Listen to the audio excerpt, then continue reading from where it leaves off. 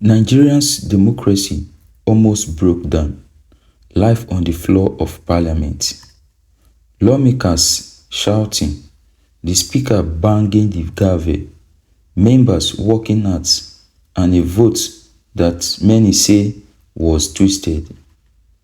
But what really happened inside the House of Representatives on Tuesday? And why are some lawmakers saying the rules were ignored? Because this fight was not about noise, it was about the rules that will decide Nigeria's 2027 elections.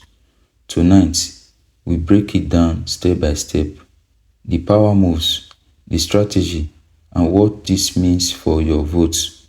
If you care about Nigeria's future, like this video, subscribe, and stay with us.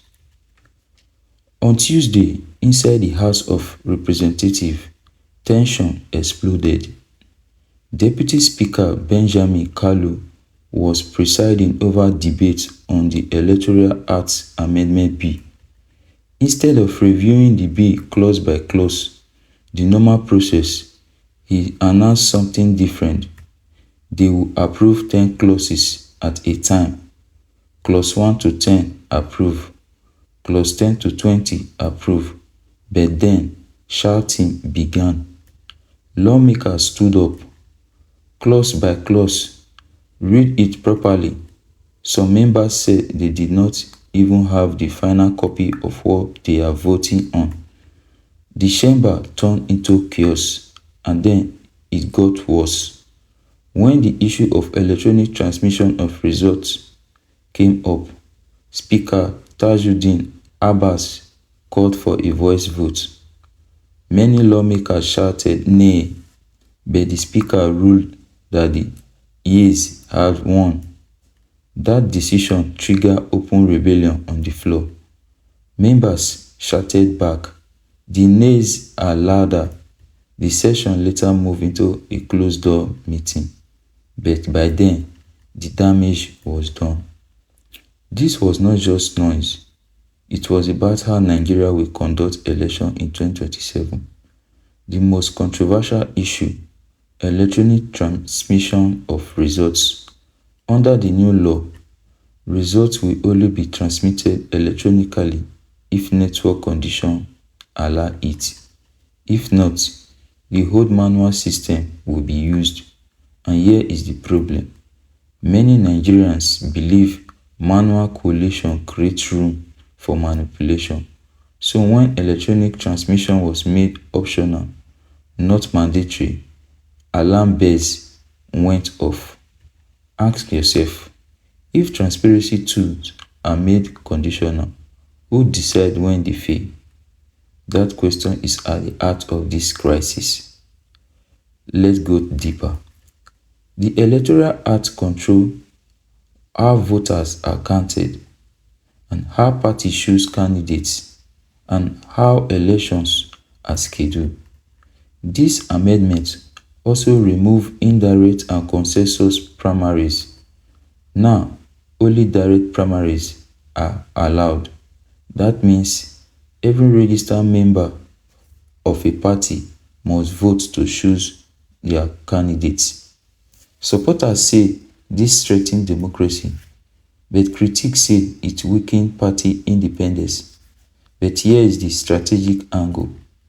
When you control the rules of elections, you shape the battlefield before the contest even begins. Reports also say a joint committee meant to harmonize the bill did not properly meet before plenary.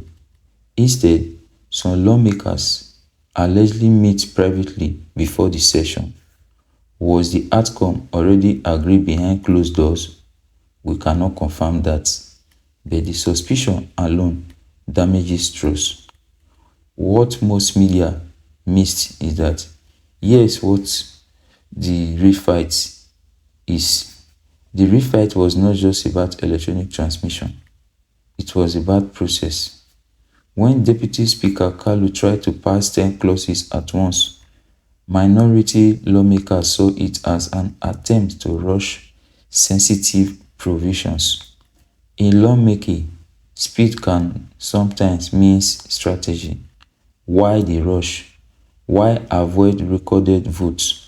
Why rely on voice votes in a controversial reform?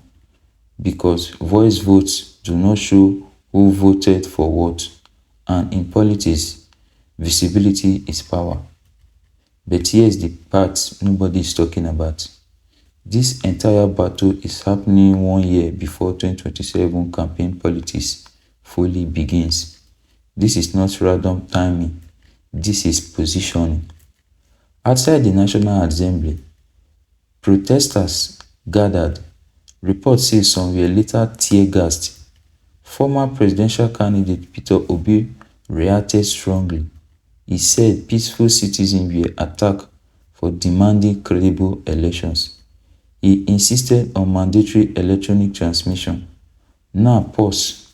When electoral reform debates move from parliament to the street, it signals something deeper, a trust gap. Security agencies are watching, political parties are calculating, and voters are paying attention. Let's break this down clearly.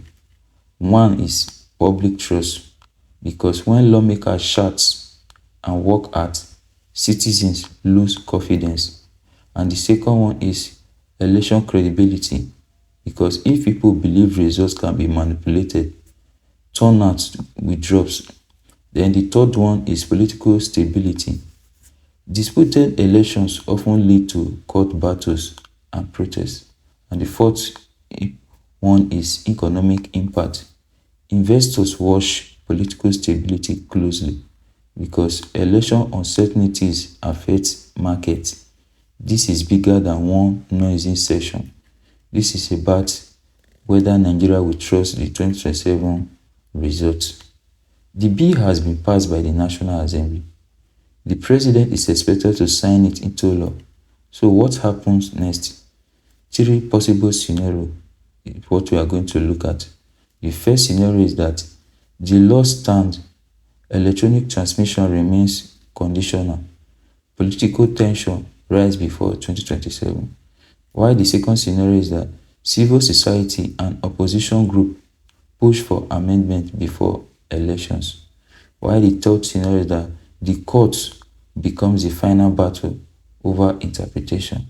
But one thing is clear, the 2027 election debate has already started inside parliament, and it will only grow louder. Democracy is not only about voting day, it is about the rules written before voting day. And when those rules are contested, the entire nation feels it. So now we ask you, was this necessary reform or a dangerous shortcut? Drop your thoughts in the comments. If you want deep, balanced political analysis without noise, subscribe now. Nigeria's political future is unfolding in real time, and we will keep investigating.